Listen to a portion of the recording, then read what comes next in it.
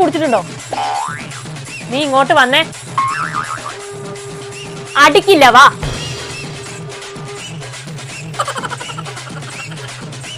ഒരു ദിവസം നീ എത്ര രൂപയ്ക്ക് കുടിക്കും? 500 രൂപ. 500 രൂപയ്ക്കോ? എത്ര വർഷമായി? 14 വർഷം.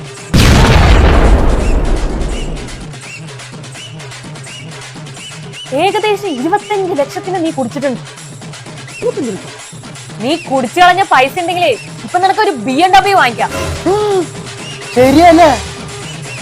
അപ്പൊ നിന്റെ അച്ഛൻ കുടിക്കോ? അയ്യേ, എന്റെ അച്ഛൻ കുടിക്കില്ല. ആൾക്ക് ഒരു ചീത്ത സ്വഭാവവും ഇല്ല. പിന്നെന്താടി നിന്റെ അച്ഛന് BMW ഇല്ലാത്ത?